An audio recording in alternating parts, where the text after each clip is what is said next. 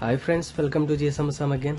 और आज जो मेरे पास केस आया हुआ है ये है सैमसंग का J76। इसका फुल मॉडल है J710F। ये किसी दुकानदार के पास से रिटर्न किया हुआ सेट है जो दूसरे दुकानदार के पास गया था और दूसरे दुकानदार ने मुझे दिया। तो इस पे ऑलरेडी काम किया हुआ है, तो मैं दिखाता हूँ आपको। चलिए साथ में मिलकर इसको करते हैं। यहाँ पे जैसे कि मैं देख पा रहा हूँ और आप लोगों को दिखाने की कोशिश कर रहा हूँ, यहाँ पे एक कुछ कंपोनेंट्स मिसिंग है। यहाँ पे जो है डिस्चार्ज, यहाँ पे एक कोयल लगा होता है वहाँ से मिसिंग है। यहाँ पे एक कैप होता है 10 वोल्ट का, वो भी यहाँ से मिसिंग है। और यहाँ पे देख सकते हो, यहाँ पे एक बक कोयल भी यहाँ पे मिसिंग है और यहाँ पे एक कैप भी मिसिंग है। और फिर हम आपको यहाँ पे भी दिखाते हैं, यहाँ पे भी एक कॉइल होता है। यहाँ पे मेरे हिसाब से शायद ये हेडफोन जैक में इसका कनेक्शन जाता है, ये भी यहाँ से रिमूव्ड है। तो खैर ये इसको हम इतना इम्पोर्टेंट नहीं देंगे। हमारा जो एम है वो है सेट को सबसे पहले ऑन करना।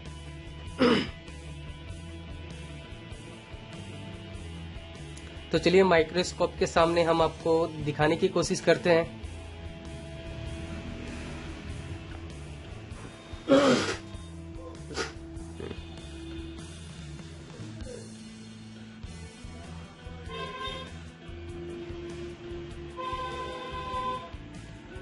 तो चलिए, आपको अब यहाँ से अच्छे से दिख रहा होगा। यहाँ पे दोस्तों डिस्चार्ज कॉइल होता है एक, जो कि यहाँ से मिसिंग है। यहाँ पे एक कैप लगा होता है, वो भी मिसिंग है। और यहाँ पे देखिए, यहाँ पे एक मेरे हिसाब से यहाँ पे एक बक कॉइल था, ये भी यहाँ से मिसिंग है। और यहाँ पे एक कैप लगा हुआ है, वो भी मिसिंग है। और यहाँ पे देखिए, यहाँ पे ये हेडफोन के सप्लाई का है, यहाँ पे भी एक कॉइल होता है जो कि वो भी मिसिंग है।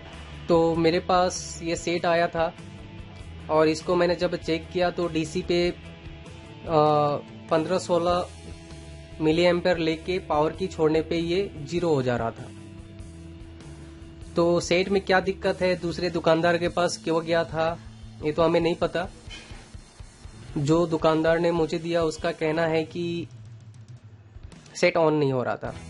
तो फिलहाल अभी जो कंपोनेंट्स मिसिंग है, हमें सबसे पहले उनको रिप्लेस करना पड़ेगा। तो मेरे पास ये एक रेडमी का Y2 का बोर्ड है, जो मैं यहाँ पे आप देख सकते हो ऑलरेडी मार्क करके रखा हूँ। मैं ऑलरेडी फाइंड आउट करके रखा हूँ ताकि वीडियो ज़्यादा लंबा ना हो। तो ये एक कंपोनेंट्स हो गया जो मैं उस बोर्ड में लगाने वाला हूँ।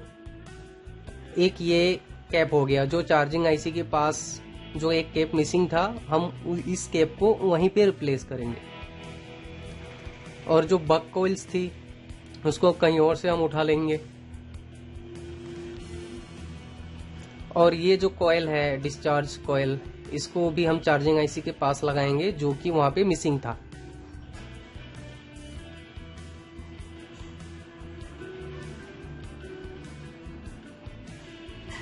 तो चलिए स्टार्ट करते हैं। सबसे पहले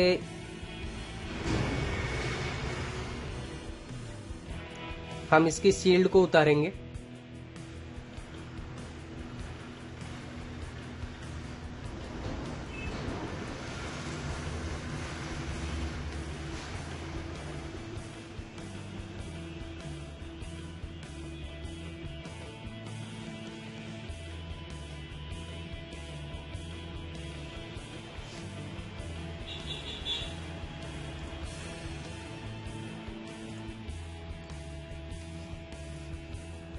चलिए सबसे पहले हम इस शील्ड को उतार लेते हैं ताकि जो हम इस पे काम करें हम आपको अच्छे से दिखा पाए और आपको समझ में आए।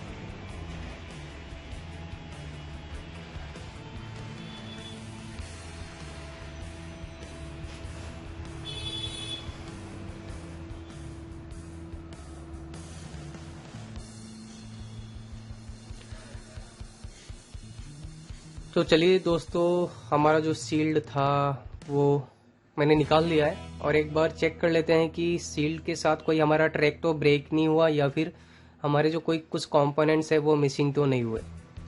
ये बहुत ज़रूरी होता है, तो ये सील्ड उठाने के टाइम आप भी इसको चेक करें।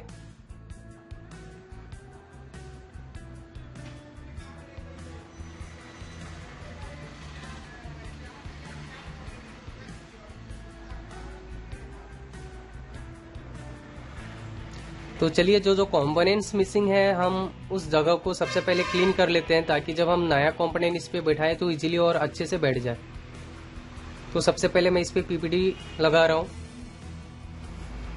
लो मेल्टिंग पॉइंट के लिए, ताकि हमारा जो कंपोनेंट्स है वो इजीली बैठ जाए।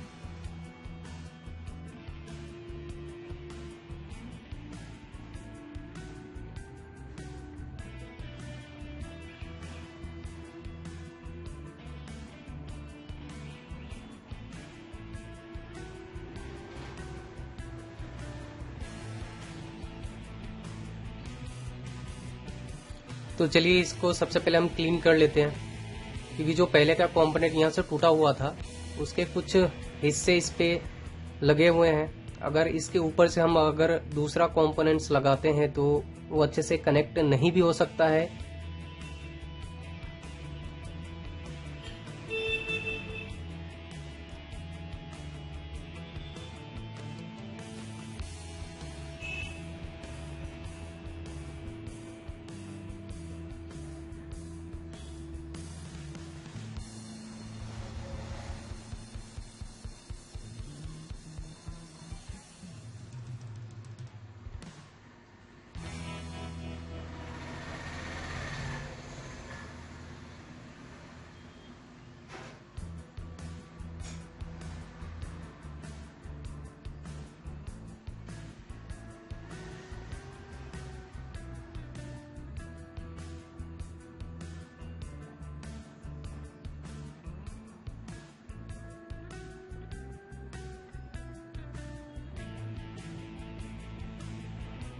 हमें यह भी ध्यान रखना है, जब हम इस तरीके से अगर हम प्रिंट को साफ कर रहे हैं, जो कंपोनेंट जहाँ पे मिसिंग है, तो बगल वाले कंपोनेंट्स पे टच ना हो, वो टूट ना पाए।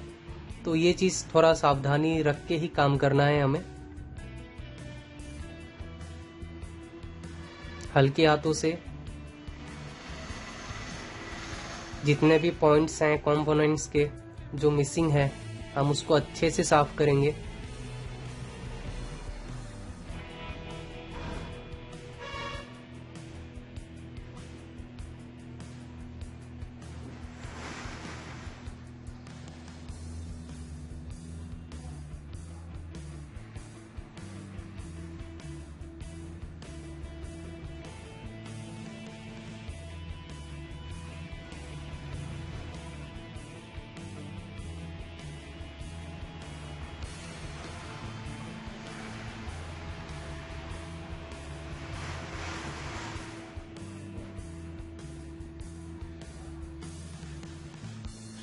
दोस्तों, एक बात बोलना चाहूँगा, ये जो यहाँ पे जो बक कॉइल जो मिसिंग है, इसके बिना तो हमारा सेट ऑन होना ही नहीं है।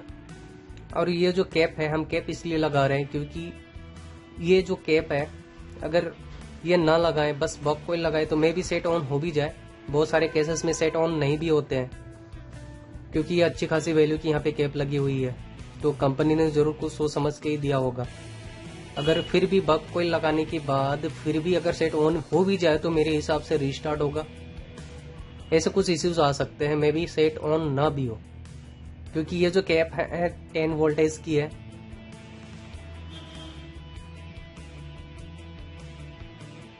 और ये अच्छा खासा टेम्पोररी वोल्टेज को स्टोर करता है।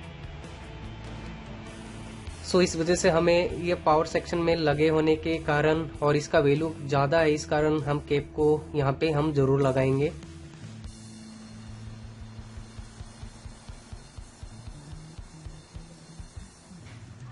और हो सकता है जैसे कि आप लोग देख पा रहे हो यहाँ पे इस आईसी के सेक्शन पे भी बहुत किसी ने हिट मारा हुआ है, जिसके पास ये सेट पहले गया था।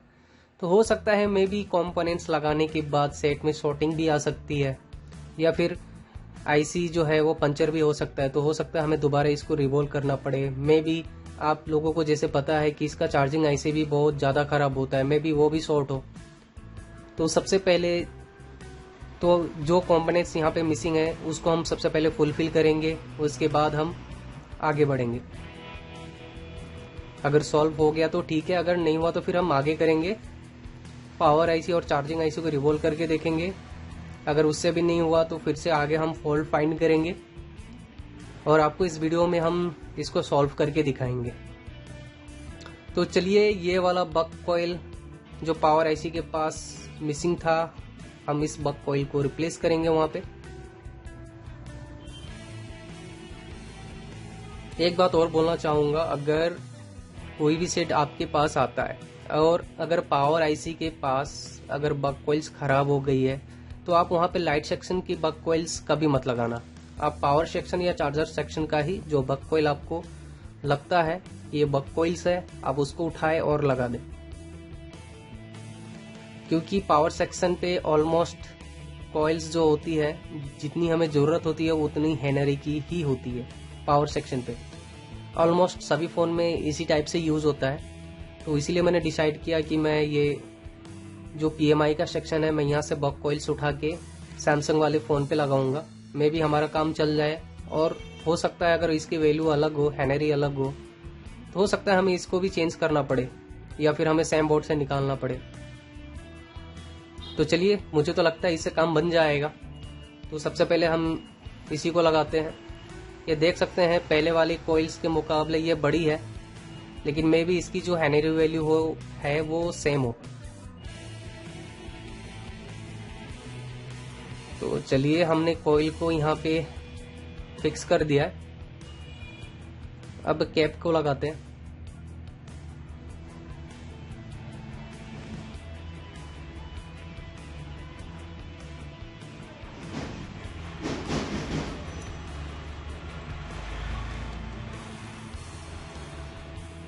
और एक बात दोस्तों, मैं आप लोगों को ये नहीं बोलूँगा कि वीडियोस पूरा देखें, लेकिन मुझे लगता है आपको वीडियोस पूरा देखना चाहिए ताकि आपको जो प्रॉब्लम है, जो मैं कहना चाहता हूँ, जो मैं कर रहा हूँ, आपको अच्छे से समझ में आए।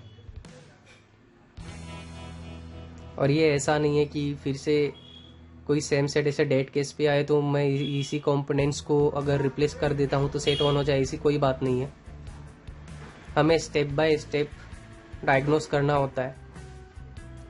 तो चलिए, ये जो कैप मैं लगा रहा हूँ ये है 22 माइक्रोफैरेड का, जिसमें पहले से ऑलरेडी था। ये मुझे कॉन्फर्म हुआ डायग्राम पे, उसी के अकॉर्डिंग मैंने इसको सर्च किया Redmi Y2 के बोर्ड में। मैंने वहां से ये सारे कंपोनेंट्स जो है निकाल के इस पे लगा रहा हूँ।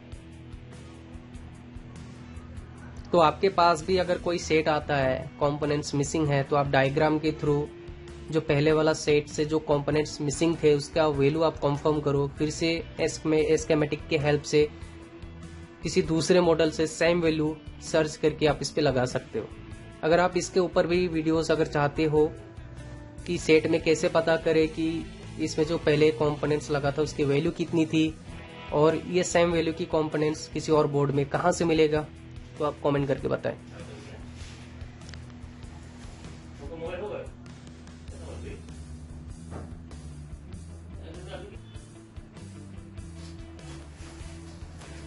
तो चलिए, ये जो डिस्चार्ज वाली जो कोयल है हम इसको भी लगा देते हैं।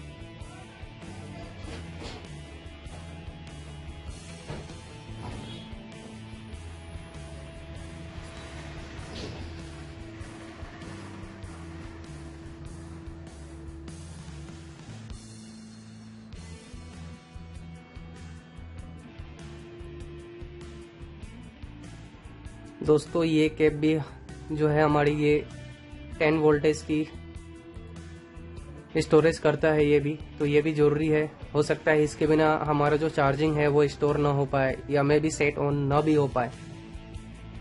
दोस्तों ये जो कैपेसिटर जो मैंने लगाया ये 10 माइक्रोफैरेड की है।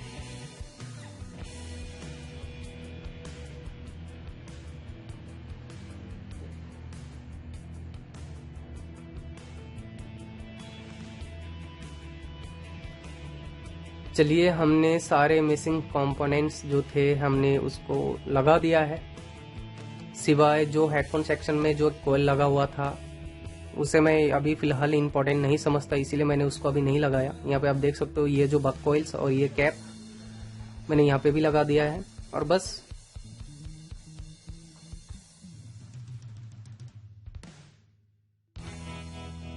ये वाली जो यहाँ पे जो कॉइल लगती है बस मैंने वही नहीं लगाया क्योंकि ये हेडफोन से रिलेटेड है, तो इसके बिना भी जो है हमारा सेट ऑन हो जाएगा। अगर कुछ दिक्कत आता है तो इसको हम बाद में देखेंगे। जो हमारा जो मेन मोटिव है वो है सेट को ऑन करना।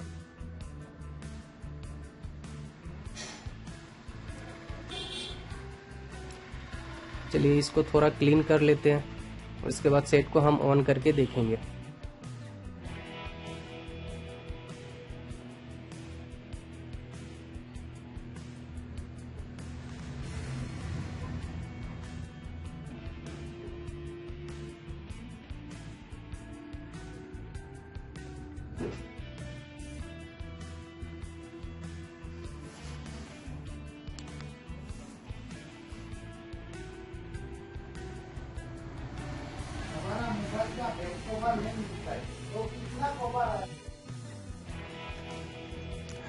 तो चलिए इसको हम ऑन करके देखते हैं और आपको हम रिजल्ट बताते हैं।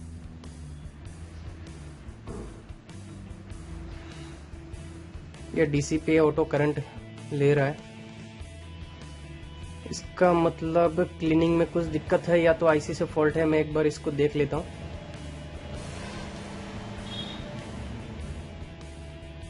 यहाँ पे थोड़ा मुझे अब नॉर्मल लगा, यहाँ पे पीपीडी फंसा हुआ था।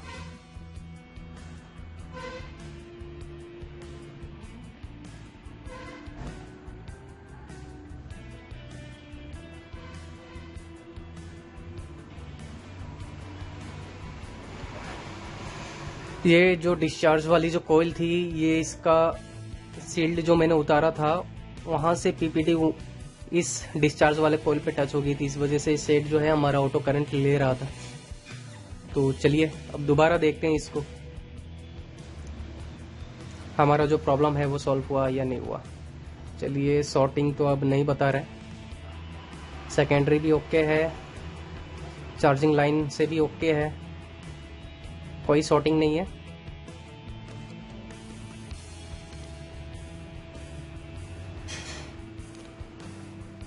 इसका प्राइमरी लाइन भी ओके है।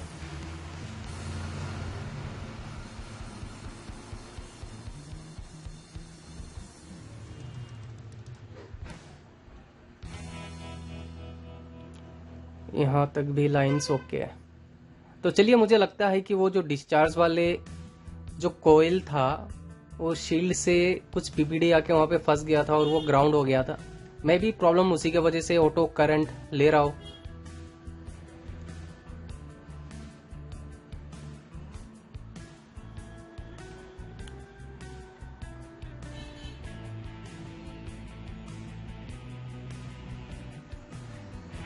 क्योंकि पहले जब इसमें दिक्कत था ऑटो करंट नहीं ले रहा था,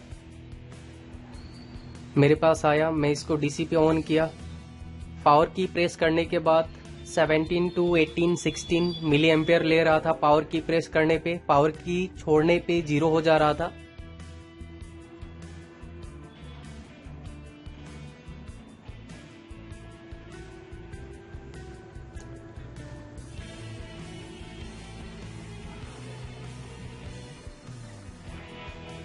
तो चलिए चेक करते हैं एक बार और।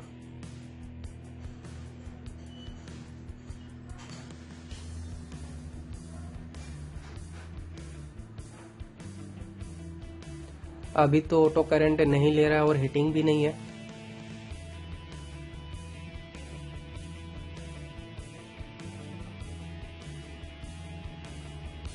चलिए पावर प्रेस करके देखते हैं।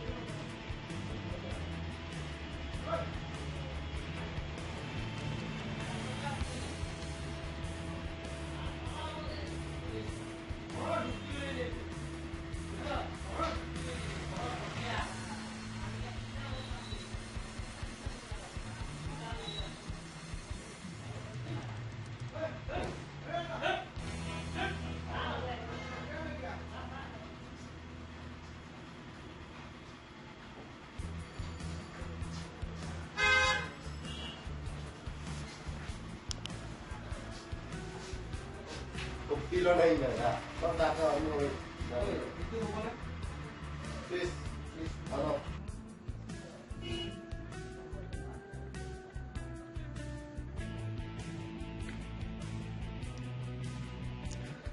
तो चलिए अब ऑन करके देखते हैं।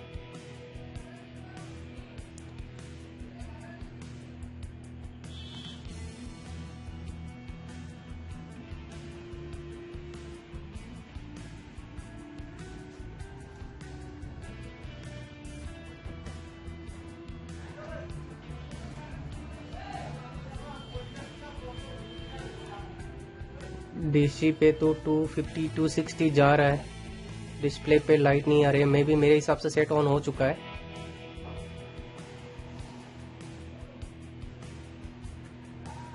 लाइट नहीं आ रही है। चलिए एक बार बैटरी के साथ ऑन करके देखते हैं, या फिर चार्ज पे लगा के देखते हैं इसको। अगर कुछ नहीं हुआ तो हम इसका फोल्डर लगा के देखेंगे। मेरे हिसाब से इसका फोल्डर तो सही होना चाहिए, क्योंकि मुझे टूटा फूटा कहीं दिखा नहीं। फोल्डर भी इसका ओरिजिनल है, फिर भी खराब भी हो सकता है। चलिए एक बार चार्ज पे लगा के देखते हैं, और मैं तब तक दूसरा एक फोल्डर लेके आता हूँ। अगर इस पे नहीं हुआ तो दूसरा फोल्डर जो है ऊपर से लगा के हम देखेंगे कि हमारा प्रॉब्लम सॉल्व हुआ कि नहीं हुआ। जैसे डीसीपी ये करंट ले रहा था, करंट अभी होल्ड भी हो रहा है, 200-250 तक एम्पेयर ले रहा था। तो उस हिसाब से मैं कहूँ तो सेट ऑन है। मे भी इसका फोल्डर खराब हो।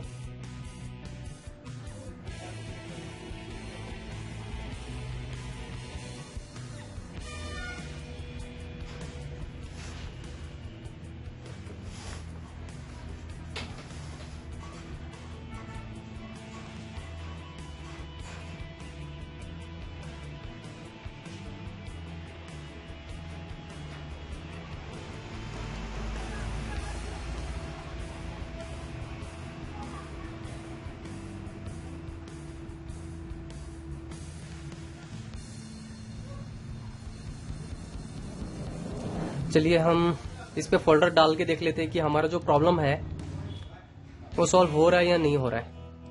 अगर इस फोल्डर पे भी लाइट्स नहीं आई तो हमें अब लाइट का सेक्शन चेक करना पड़ेगा, या फिर हमें यूएसबी लगा के हम कंप्यूटर पे चेक करेंगे कि इसका पोर्ट ले रहा है या नहीं ले रहा है। अगर पोर्ट ले रहा होगा तो इसका मतलब हमारा सेट ऑन हो चुका है। लाइट सेक्शन से प्रॉब्लम ये देखिए, यहाँ पे डिस्प्ले पे बैटरी का इंडिकेटर शो हो रहा है। इसका मतलब इसका जो पहले वाला जो फोल्डर था वही खराब है। चलिए हम इसको आपको अब ऑन करके दिखाते हैं। यहाँ पे आपको दिख रहा होगा बैटरी परसेंटेज 57% शो हो रहा है। चलिए ऑन करके दिखाते हैं।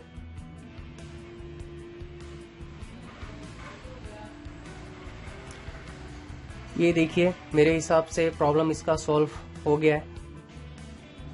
तो वीडियो कैसा लगा आपको कमेंट करके ज़रूर बताएं, और इस वीडियो में कुछ अगर कमी है तो वो भी कमेंट करके बताएं, ताकि जब मैं नेक्स्ट वीडियो बनाऊं तो आपको किसी चीज़ की कमी ना लगे वीडियो पे। So friends, thanks for watching, keep supporting.